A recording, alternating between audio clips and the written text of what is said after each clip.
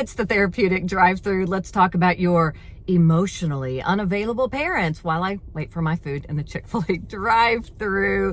What is an emotionally unavailable parent? It's a parent who basically did not respond to your emotions in a way that you needed them to respond. Okay. Oh, wow. That sums it up. Let's see. Your dog just ran away. You're distraught. You are crying as a child. An emotionally unavailable parent basically looks at you and is like, all right, I'm going to the kitchen to make dinner. Almost like, I don't have time for all of this. There's got to be something better, right? That is an emotionally unavailable parent. It can be very damaging, especially to a young child, to not have those emotions basically acknowledged, okay? That's kind of what happens. Hold on a second.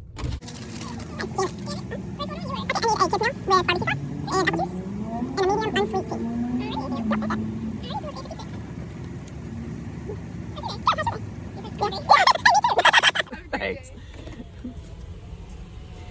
Okay, so let's talk about the 5 signs that you did have an emotionally unavailable parent. They do not acknowledge your hard work. This is number 1. You could, make this beautiful picture, you bring it home, you're so proud, and they're like, yeah, okay, thanks.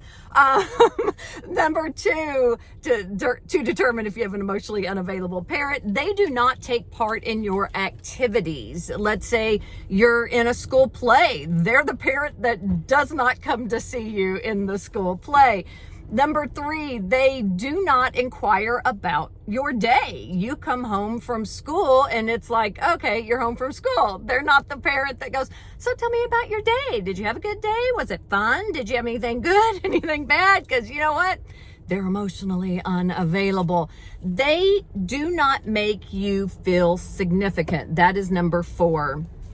And number 5, a good way to determine if you had an emotionally unavailable parent is they are never concerned about what makes you happy. Their entire being revolves around making themselves happy. So why is this so damaging? Well, when we are forced to hide our feelings and to shut that part of ourselves out, that can lead to mental health issues later in life. We're talking about eating disorders. We're talking about borderline personality disorder. We're talking about substance abuse issues. That's the type of things that when you start hiding those emotions, they eventually just kind of come out somewhere else.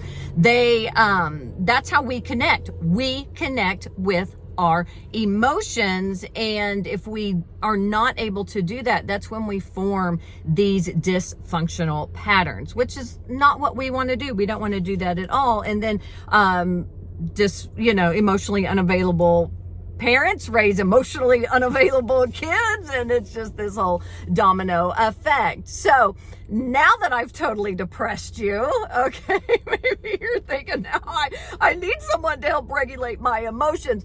Let's talk about the bonus of having parents that just did not attend to you emotionally. The bonus is these individuals are very independent. They will get it done. They do not need validation from anyone because they're used to not having it. They're very high achievers. They work really hard because they had to work really hard to get any kind of emotional response. They're resilient. I always think of like salespeople. You know that person that you're like, I don't know how that person has no fear of being told no.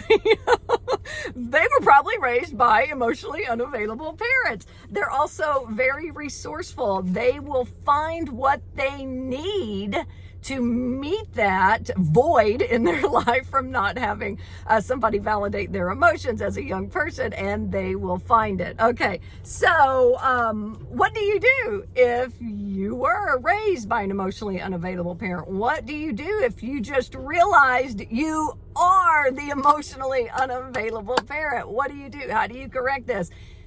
You start caring. Okay, you start asking the questions. Ask your child, what are they interested in? Ask them about the activities.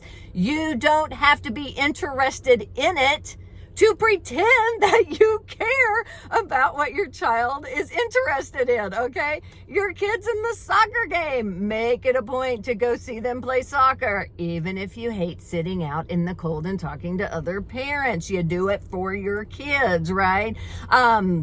There's actually, studies that show less than 10 minutes a day of undivided attention with your child can make them feel very special and very important. That's undivided attention. That means putting that phone down for 10 minutes a day and reading a book. That can make all the difference in a child's life. That will allow them to grow up and be able to regulate their emotions. We need more adults in the world that can regulate their emotions, and we start by acknowledging them when they are young and they are having those emotional needs. So there you go. That's the Therapeutic Drive-Thru.